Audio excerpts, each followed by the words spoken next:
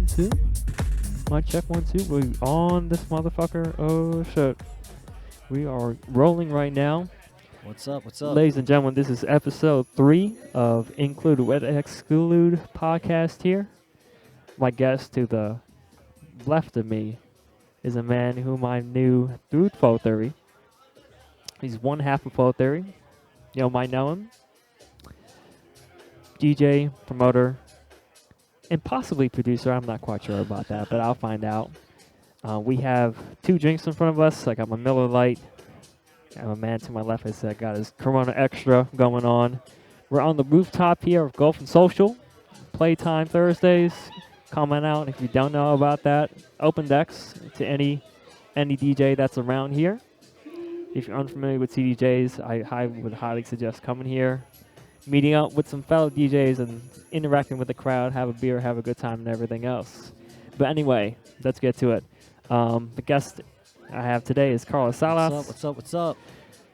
Glad to see you here, man. Thank you for spending your time with me. No, of course. And of course. just to let the audience know, whoever may be listening right now, there may be a little bit of wind noise and or some audio playing in the background just because since you're not here right now, I'm going to set the scene for you. We got people eating, people drinking, people listening to music. We got our EVs out. We got the Pioneers DJs out, Nexus out, that whole setup. And summertime out. We're on the roof deck. It's a beautiful night. It's a beautiful evening here today. Without a doubt. God bless for that, right? It's gorgeous. Shit. Okay, first question. Let me go off the What's cuff, Carlos. Hit me up. Okay. Where did you grow up? Where did you first start growing up, man? Hey, that's a lot to unpack there. So I'll try to. You can kind of condense it. I'll condense it for you. So I was born in South America. My family came over here. We were brought over here by my parents. Pretty much jumped the border via airplane, and we landed at a few spots. Indiana, big part of my life. Moved from there. Big part of my life. I moved in. Grew up in Brooklyn. From Brooklyn to New Jersey. Around what year, give or take? This is the 80s, man. Brooklyn. I grew up in the. I said the mid 80s. Got you. Got out of Brooklyn in the mid 90s, got into New Jersey, and then from New Jersey, I spent about 4 or 5 years there. Then moved my life to Miami, and from Miami, I moved up here to Philadelphia. I was in Miami for about 15 years, give or take a couple of years here and there, because I kind of moved a little bit, but for the most part, I was in Miami, and I moved up here to Philadelphia, which now I've made my home. Gotcha. Very nice to hear. How old were you when you were in Brooklyn, give or take?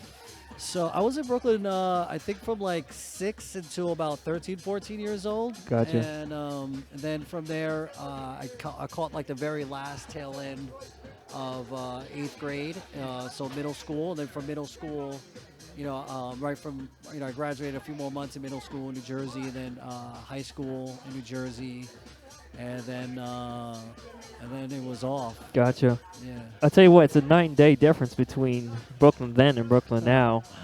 Yeah, I would imagine. Now it's all pricey and shit like that. Now, granted, there's the club scene there just as well, but to stay there, you gotta grind. It was a different era. So Brooklyn was big, like Brooklyn was house, but like the scene there was Limelight. It was New York. My sister was a promoter for a couple of clubs, Limelight being one of them. No shit. Yeah, my first like bar was at like 11. So it was a different environment in Brooklyn. And even when I moved to Jersey, I made friends in New Jersey. We used to still travel to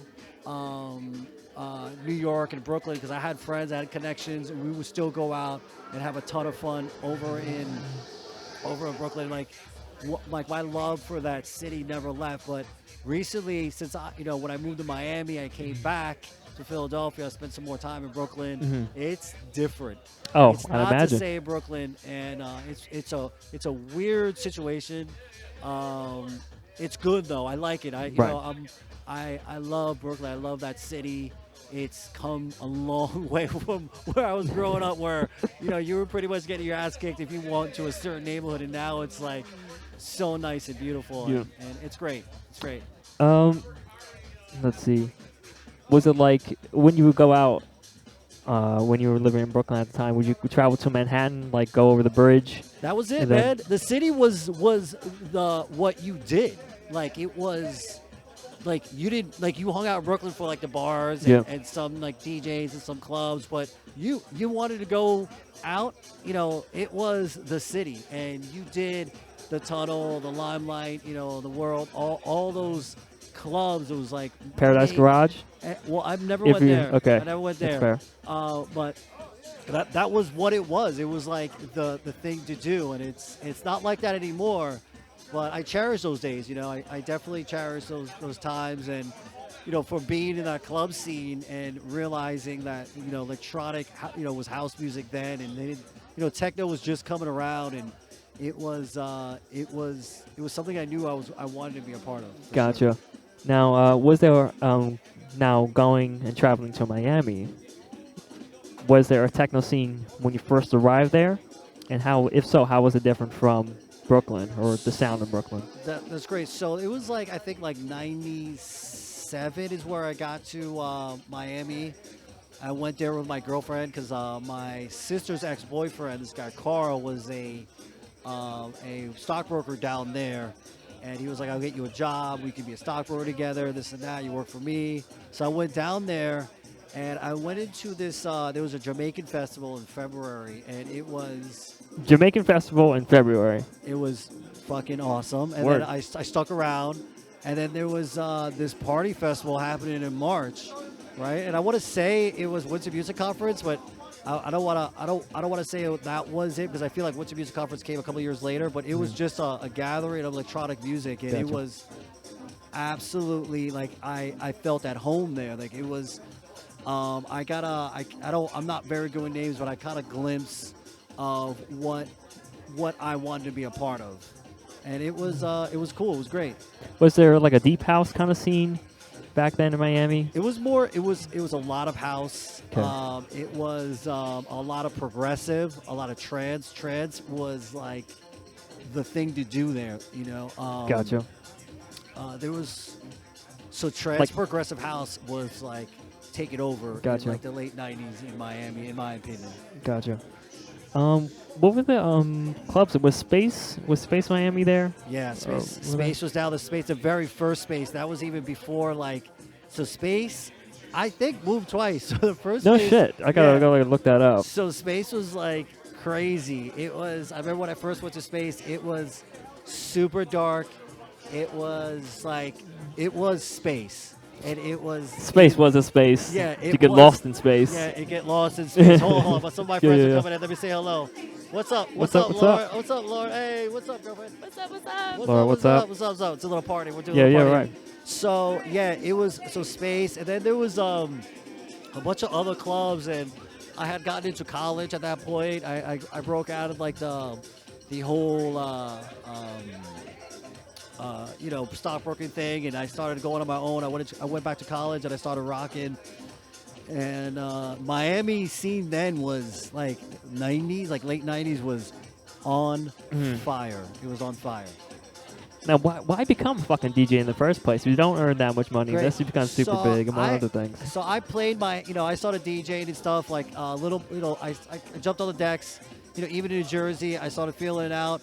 Once I got down to Miami, I was like, you know what? I want to start playing. My boy Chris and his girlfriend and his girl at the time, Dawn, were playing records, and we were having a blast. Like they really introduced me to the whole vinyl.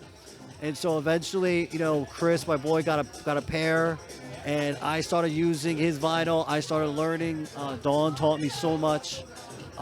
Chris taught me so much, and I think I stole half of Chris's records. I love him to death. Chris, you're out there. Shout out. And just started throwing our own parties. Like we just started because we didn't know anybody. We didn't think we were gonna get booked. So Right. We just started playing records and putting it together and inviting people over and be like, yo, can't wait to hear this new Madonna This new shit. progressive track. Right. Yeah. What were early influence as far as music concerned? What first got your interest in playing? And or what was like the sound that you were hearing? It was definitely so. I went to the first Ultra down in when I was living in Miami. When It was that? It was on the beach. It was like '99 or 2000, something like that. Man, I didn't And, think that they were yeah. around for that long. Yeah, Shit. it's almost like such a it's almost like a dream. Like because for a while there, I never even thought I went. Like I was like, yeah, I guess I was there. And then one day I'm a part of like this '90s group on This 90s group? Yeah, on Facebook, and they had a picture. And my boy tagged me in it. He was like, "Yo, that's you in the back." And the picture was, "Oh, my first Ultra. I know how." Right, and how that was fun when it? Facebook was just came out. It was like Yeah. like right after And they, MySpace. and they tagged me, and I was like, I guess I was there, and it was magical, and that was the first time. So we were always like kind of fucking around, and we played on my Chris's like turntables and stuff, and then from the first Ultra, I went to go see Dave Seaman play a club which is now called Treehouse, and it was magic. Like I was like, this is what I need to do. Like I need to be a part of this scene. I need to envelop it because in all honesty, when I was growing up, man, I don't have a cleft palate. There was a lot of things that kids used to make fun of me about when I was younger, and when I went into the scene, like the electronic scene, people just accepted me. You know what I mean? They didn't question my background. They didn't care if I was cool enough or whatever. They just accepted me. And that's cool. That's here. That's it. very open. Yeah. Yeah. I was like, this is where I want to be. And the girls were talking to me, so that was another thing too. Like, you know what I mean? It wasn't about your look. It was all everybody was there for the music. Is Miami as a scene? Is it as open as here to a degree, or It's different. Miami's I've never been there. It's a mega scene. It's huge. The electronic scene there. So I haven't been to LA. I grew up in New York, so I know the scene. Either. I know the scene there is massive. But I grew up in New York. I know the scene there. You know what I mean? And Miami scene is, in my opinion, is like it's what it is. It's just great. Like. So I don't know how Miami scene is now because I haven't been there in like 5 years. I travel back and forth once in a while. I don't go out too much when I'm there. I spend more time with my friends and try to take a break from my electronic world. I live up here. Right. But it was when I was there. It was in any given weekend, any given day, Monday, Tuesday, Wednesday, Thursday, Friday, Saturday, there was 3 or 4 headliners coming in. No shit. And the scene supported it. All the parties were packed. It was amazing. The early 2000s, late 90s in Miami, forget about it. Fort Lauderdale, Miami, it was bananas. And how did Full Theory become a thing? Great. So Full Theory came up when I was in college in the late 90s. I started doing a lot of poetry. I used to do a lot of poetry when I was in high school as well. And that kind of transferred in.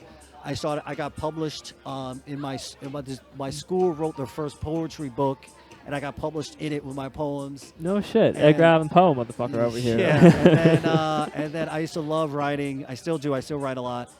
And then they, from there they really liked it, and so I was like, let me keep going.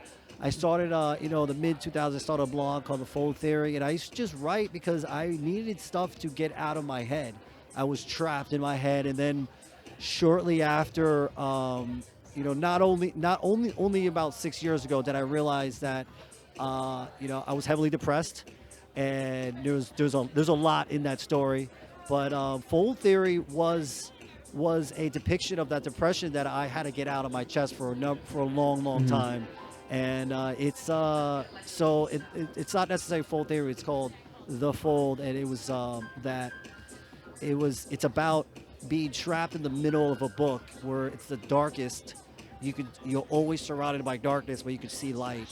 And it's called The Fold, Breaking the Fold. And it was always me trying to write about getting out of the sadness that I was in. I didn't know at the time. I thought it was just a cool thing that just happened to me, randomly throughout the week. And it was like, oh, wow, that's really cool. Like I can write really dark shit.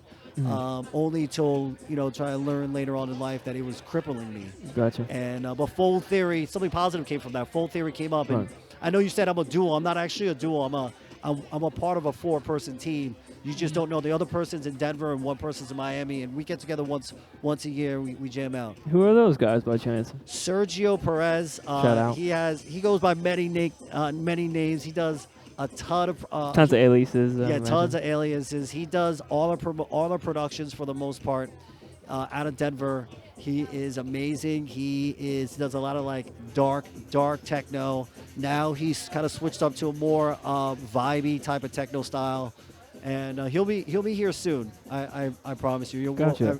Philadelphia's gonna get a chance to see him. Gotcha. I thought Full Theory was just you and Ashley initially. No. And how did you and Ashley meet by chance?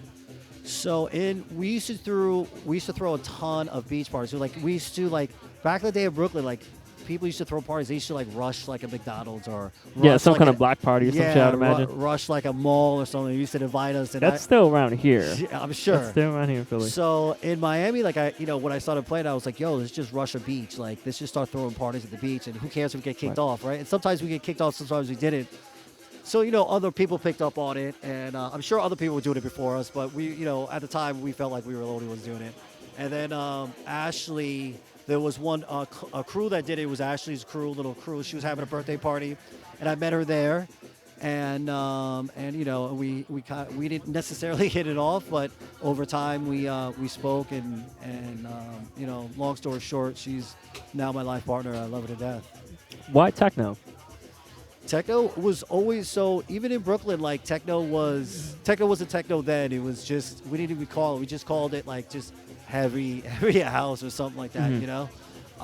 It was just a progression. I felt like it was an easy progression from progressive and trance. Progressive and trance, it became too. I believe like it was like really emotional, and it was something that was great when I was younger because I think I was kind of still developing a lot of my emotions as a young adult male, but when techno came around heavily, Josh Wink, some of the other I'm terrible with names, but some of the other great artists that started coming around, I just started falling in love, and I was like, this is a sound for me. Like, this is a sound I need to push. But it took me a while. Like, I didn't start playing techno for a while. Like, I heard it. I was like, this is great. I kept playing progressive. Gotcha. I kept playing, like, trance. And then after a while, I was like, I can't keep playing this stuff. Like, I need to stay with what my heart is. And it took a while. Like, a lot of people think, like, it's easy playing techno or something like that. It kind of is because it's a lot of, like, 4 or 8 beat kind of counts. But, to play it well, in my opinion, to play it intelligently, you need your heart needs to be in it. Gotcha. Now, but was Ashley a DJ as well? Yeah. Or okay, gotcha. Yeah, she was absolutely a DJ. She was a very good DJ. I remember I booked her for one of my pool parties that I threw, and her Ashley's talent is in her song selection and in her ear. Like, she has a great ear. She has a great sense of a vibe. She was when I remember she got introduced to my crowd that what we were doing. And it was like bananas. Like, everybody like loved her, and I kept booking her, and it was great. Gotcha. Now, I've never been to the first house. I know where you guys are located now. Fish Down. Yep. And from what I heard from Ashley, like, I should have been there for the first house that you had. I heard it was epic. Could you give me like a rundown of it? Like, the first house is legendary. The first place we moved into in Fishtown together. So I lived in Philadelphia before that, but the first real place that we started like hosting parties, which we love to host parties. Right. It was literally like a 1,400 foot or maybe 1,600, just one huge giant space. It was right above Reanimator Coffee, so it was like in a kind of a corner area, and we had like a massive setup. We had like 4 speakers, CDJs, turntables. We had everything sub. And it was just a beautiful. It had like a top end kitchen, like the bath, like the shower was out in the open. Like you sleep over, you shower, you're gonna get naked in front of us. It was sick. Word. And like the bedroom was out there in the open. It was dope. It was super dope. Was it kind of like a glass, kind of like I'm envisioning like a glass kind of house, like you can see fucking everything and shit like that? It was It's Philly, It definitely was not that.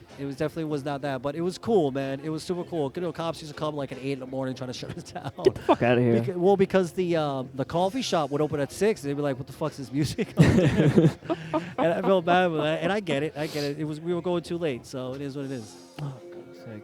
I missed that. I wish I was a part of that. What was your set? I know you had your sub that you mentioned earlier, like what kind of equipment that you had? I know that as far as sound is concerned, because I know you have the Well, the we new had EVs now. Yeah, we had the just monitors. We had 15-inch monitors, and we had a 10-inch sub that was perfect for that space. It was just we had I think like 4 monitors and like one 10-inch sub, and we could have put more in there. It wasn't. It was all living space too. You know what I mean? So it was so like open, like it was very compartmentalized as well. So we didn't want to. We weren't trying to make it like a party house. It was still our house, and Right. I have a son, and like he had a spot in that place as well too. So it was important that it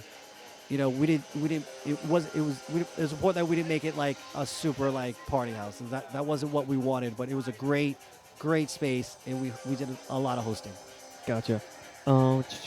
Just going through my phone, going through like a little fucking questionnaire that I got. Shit. Yeah. I mean, are the Sixers doing good? I didn't see. I don't follow the Sixers. I'm from Oh, Brooklyn. yeah, okay. Brooklyn show. Stand up, Brooklyn. Gotcha. Knicks. Well, are you a local like fan, like Phillies, Sixers, Yeah. Eagles, whatever? So as long as I'm not playing my teams, I fully support the city. I love the city. I'm not an Eagles fan, but when they won, I was out in the street because I know it brings money, it brings pleasure.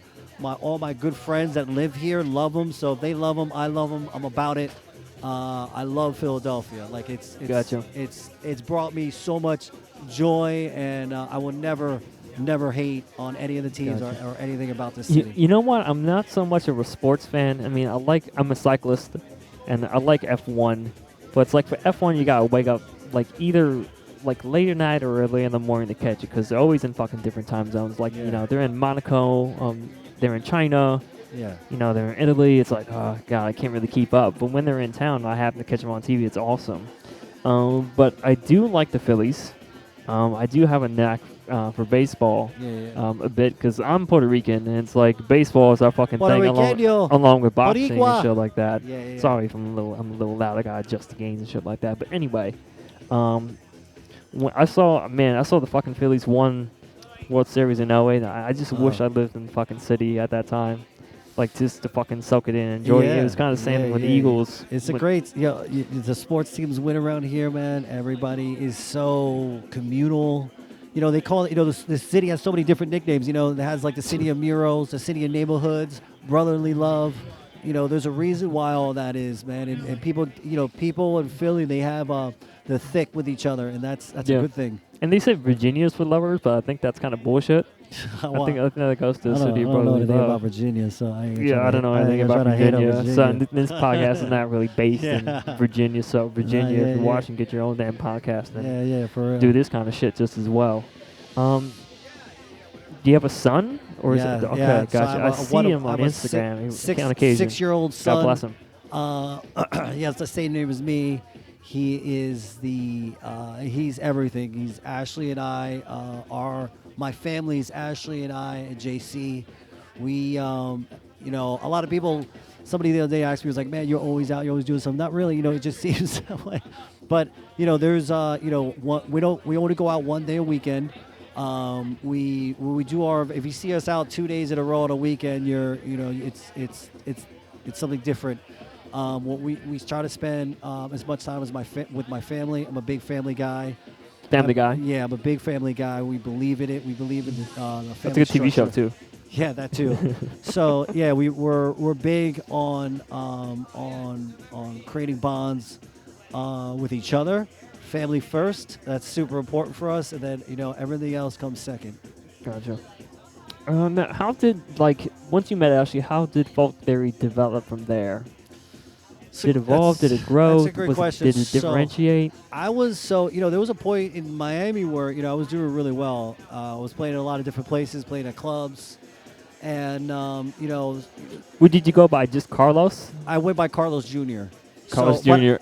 So I went, because my dad's a senior, so I went by. I gotcha. Yeah, so I went by Carlos, and then 9 times out of 10, I never went and played under Carlos Jr. I usually always played under Full Theory.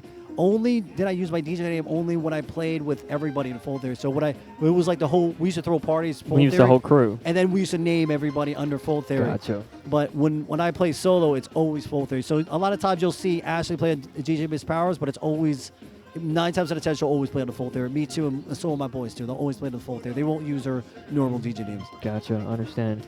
Now, how did you start throwing events like at the Bowery? You know, with Juliet Fox, with Shelly Johnson, Yeah. etc. How did that come to be? It was Brian Creswell. When I first Shout got out. here, Ravi started booking me because he just Anthony Italia came to play and he asked if I could open for him, and I had a relationship with him through some friends, and in Miami, in which they hooked me up. It was fantastic that they did that, and Ravi booked me, and then he liked my style, and he booked me again. Then he kept booking me. And I met Brian Creswell and a lot of people through Rumor to that Thursday night part of the Asian Man, I Thrill. missed that place. Yeah, it was Thursdays, man. That was yeah. the shit. Yeah, and then he booked me at a pier, and a wonderful woman by the name of Gina caught me playing on the pier, and she really enjoyed it, and I was like so cool. Then one day she posted that she's gonna be running the Barbary events, and I reached out to her, and she had one open spot. And the open spot was for transmissions. Okay. And she was like, she just needs to fill it for a weekend. And I was like, let me do it every week, every month there with transmission. And so she did. And, it's been a love fest since then. Gina has, and I've told this to her, she has changed my life. Like, she did so much for us because, us creating our fan base, it's, we always can bring like the techno scene here, but we always need new people in the techno scene, and the Barbary does that. The Barbary introduces people that wouldn't necessarily come to a dark techno environment, that's not safe, but would come to the Barbary and listen to techno, And we didn't play techno in the beginning. Like, even Gina was like, you need to play more techno. Like, I booked you for techno. Right, and then it's amazing because the Barbary is 2 floors, and you get that overflow from downstairs to upstairs and vice versa. And from even people who are hearing indie dance, downstairs can travel upstairs and hear some shit they probably never even heard of, or sound they never even heard of just as well. It's amazing how that works. Yeah, and it's weird now. Well, not weird. It's great now that now Ravi's the owner of the Bowery. It's funny how that works. Yeah, it's a full circle, man. It just goes to show you, like, don't burn your bridges. Like, you know what I mean? Ravi's a very business-minded, good guy, and like, the scene is growing, it's expanding. You have like really great crews out there, like Subsurface. You have Labyrinth, they're amazing. Right. You have Philly Under, which is Brian and Phil. Left Right. You got you got a lot of really good, solid crews. Throwing really good events. And I don't want to miss anybody. I think Ian's got his crew. Can't fuck it. I don't want to miss anybody that I shouted out. If I miss, there's a bunch of, there's so many crews, and it's great. It's fantastic. I'm glad to be a part of it. Mm-hmm. Did you go to the steel furnace thing? No, I don't think I did. Okay, supposedly there was a drum bass. There was a drum bass kind of get down. That's a sound that's kind of getting progressive just as well. Yeah. That whole drum bass thing, with Rainforest and everything else. Yeah. That Rainforest, Left Right found his niche, man. They did that Rainforest thing on Wednesday. They're killing it. Now they're killing it. Yeah, they're killing it. That's becoming a sound here just as well. That's I love it. Progressing. Absolutely. Well, it was. I mean, that sound has been around for a while, but they. Oh, no doubt. I feel. Yeah, they're killing it. Yeah, I feel drum bass has been around. Yeah. Like before, like Acid House in like the '90s. If there's like a new party that people talk about, it's that one. And especially during the week, it's so hard to get people out on Wednesdays, but they successfully done it. Mm-hmm. Yeah. This party's getting popping. There's so many people here. Yeah, I know, for real. Right, we got the lighting. It's packed. Yeah, everybody's showing out. Everybody's having a conversation and shit like that. We got everybody here. I'm glad to see that that this event is like becoming something, and now it's summertime. People want to come out. It's like you were here from the beginning. Like, we try this in the winter, and this is one in winter. Yeah, this is one thing that people need to hear. Like, we fucking failed. Like, we did this in the winter, and it sucked. Like, it was cool. It was fun because we did it. It was cool, literally. Yeah, it was cool. It was exactly. It was like 10 or 12 of us, and we had an amazing time. We had a fun time, but there was only 10 and 12 of us. Do you have photos of that shit? I Yeah. want to see that. Okay, Yeah, I gotta put that somewhere.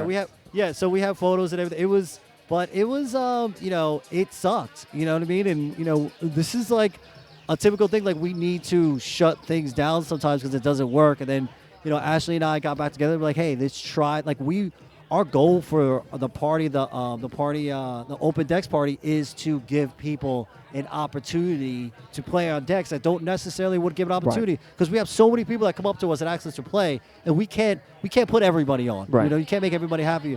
But if we do a Thursday party open decks, people can come and they can play, and there's a crowd and there's drinks and it's professional equipment and everybody loves it and it's beautiful. Do you remember going to Shampoo? Or Yeah, I went to Shampoo. I went to Shampoo from New Jersey a couple of times. Shampoo was it was the first unisex bathroom I walked into. Yes, same. And I was kind of blown away. I was like, this is the future. Like why the fuck do we need? From what I've talked from the guests I've talked to so far, Yeah. namely being DJ Biz, he was the same thing because he DJ'd there just as well. DJ Biz along with Robbie Tronco, and it was from what I've heard from there was people the future. They had these holograms and shit like that going on. I went in there when they were playing hip hop, so I wasn't around for when they got started, when they were doing house, when Robbie Tronco was there and doing his thing. But I got into it later when they were doing hip hop, and that was probably within the last maybe 1 or 2 years that they were open. I'm glad that I went there because it's like a Philly staple. It's like if you haven't been there, like you're not from Philly. So I guess I'm not fucking from Philly, but it's like I remember that shit. Yeah, it was cool, man. Shampoo was cool. It had like a bunch of different floors, a bunch of different sound. I remember we walked in and I was like, this place is fucking awesome. And you know what? Philly needs more of that. Philly needs more. Philly needs more safe venues. As much as I love like these underground techno parties that we have, like in order to grow the scene, in my opinion, we need safe, legal venues that people can come and enjoy electronic music. And that's how you grow the scene. You know what I miss in the club scene? Chill out rooms. Chill out. Just to relax. It's like if you've been there like on the floor for fucking 3 hours and you want to eat something, or at least want to space out for a little bit and come back in there. This is a chill out room. They had that at Fabric when I was over in London, and I feel that's like kind of a component. That it's kind of missing, as well as they have that in Brooklyn, that big venue. I imagine they have a chill out room. It's pretty cool. You been to Basement yet? The new place? I haven't. No. Gotcha. I haven't. Are you thinking about going to Time Warp? Yeah, definitely November. Yeah, for sure. Gotcha. Yeah, I think that's in Queens, if I'm not mistaken. I don't know where it is. I don't know where it is. Yeah, I know that's the word. That's the thing. Yeah. I'm definitely gonna be there. I'm gonna. It's important to always support, especially like a party like that comes around. You got to go support it. You got to make sure that you show up and you show out. Right. Now moving on. Out of all the people that you had on Techno Live sets that have been featured on YouTube, that have performed live here at Golf and Social, as well as on the venues, do you have a particular favorite of yours? If you had to pick a favorite, I don't want to put you on the spot, but the question kind of like there is that stands out to me. I mean, they all.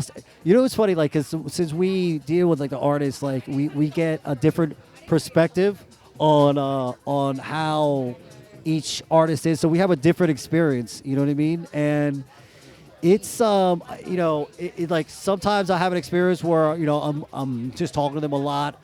For example, Julia Fox. Like afterwards, we went back to my house and had everybody jammed out, and that was like, I loved her set. But you know what? Meeting her and hanging out with her and talking to her and actually like becoming really good friends with her is like I cherish that. Like she's like an amazing person, and it just so happens that she's just an amazing producer and artist. Gotcha. So that situation stands out. Michelle Fox, not Michelle Fox, Michelle Sparks, and Made in Paris. I didn't get a chance because they came in and came out, so they were quick. Gotcha. In terms of being, so I didn't get a chance to really get to know them a lot. Even though I converse a lot with Michelle, I didn't converse too much with Made in Paris because she had a really quick flight. But wow, they really impressed me a lot. And then but one that stands out, Shelly Johansson, massive heart, massive person, and amazing DJ. Amazing, just awesome. I remember we had to take a picture. We had like a photo op, and so she did a photo op with me. Hey. And then she did a photo op with me, and I'm usually, I'm not trying to like hug anybody or anything, Right. but especially if I don't know them. She like grabbed me so tight. She was like, "Why are you so far?" And I was like, "I love you. Aww. Thank you so much." So she grabbed me tight. She was like, let's hang out." And then she was really great. But I'm gonna say, so I get to hear my residents play: Nick Roberts, Brian, which goes by Felzy, and Tikez, which is Tegan, and every time they play, they're awesome. Like, they're so good all the time, and they always impress me.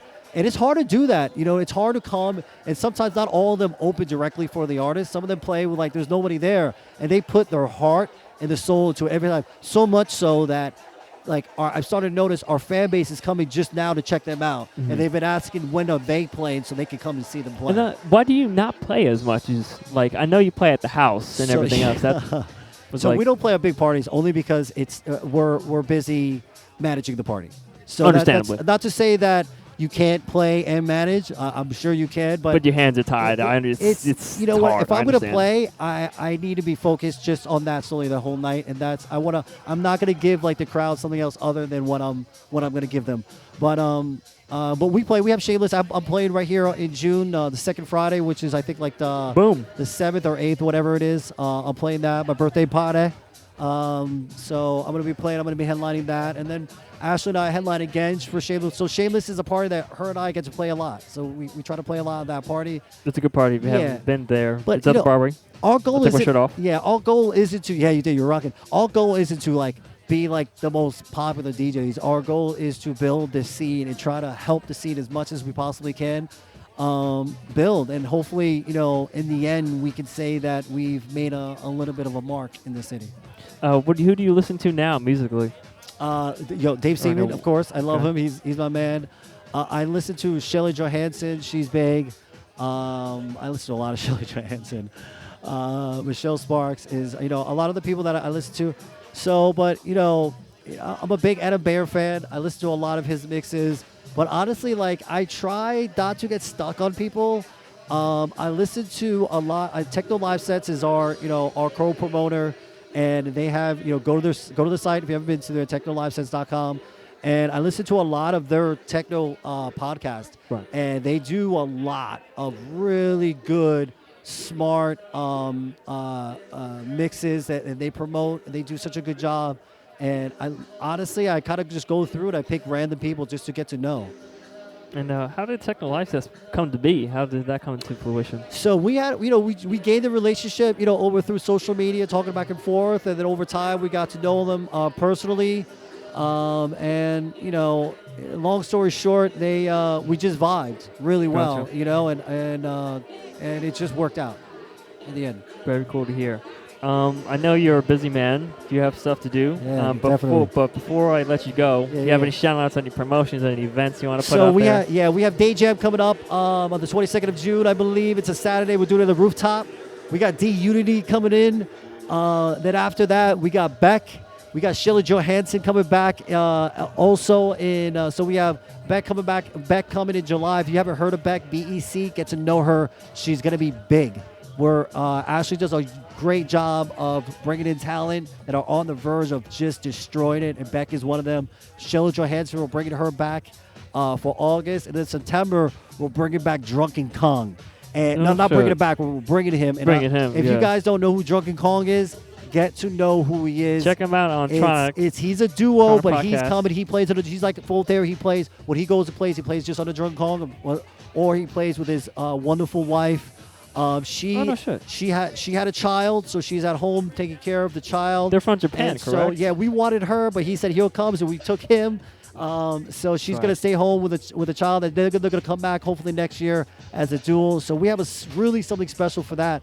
But please, the next one coming up is Day Jam in June. You're going to start seeing promotions for it. D Unity, our man, our friend, really good friend of ours. He kills it. Unity, the boss of Unity Records. Guys, amazing. Look out for Day Jam coming up. Gotcha. Carlos, thank you so much for being Thank here, you so spending a much. little bit of time.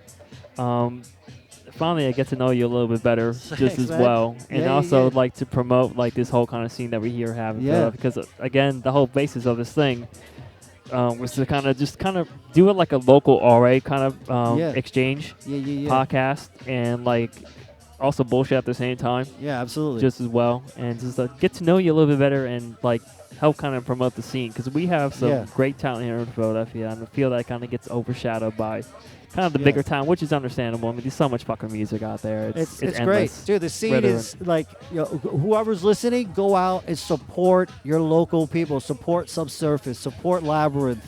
Support Left Right. Support all the local crews. Can't fuck it. Support all of them. Support us. You know Yeah. what I mean? Support it. Go out. Do as much as you can. Because a lot of us are doing it for making zero to no money, and we do it because we love you guys and we want to have fun with everybody. Right, and even if you're outside of the city, support your local scene, Yeah. your local bar, your Yeah. local fucking DJ. Yeah, And support if your you- local DJs. Yeah, for real, because they keep the scene alive and they have so much history behind them. Yeah, 100%. Right, and I feel they don't get acknowledged enough for what they're doing. It's a beautiful thing if they know how to play the record at a certain time with a certain crowd to make a certain vibe happen. And those moments are kind of like what make the night and make memories. Yeah.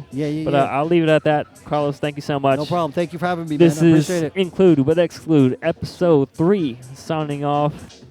And I'm going to drink the rest of my beer. All right. See you later, people. Ciao. Peace.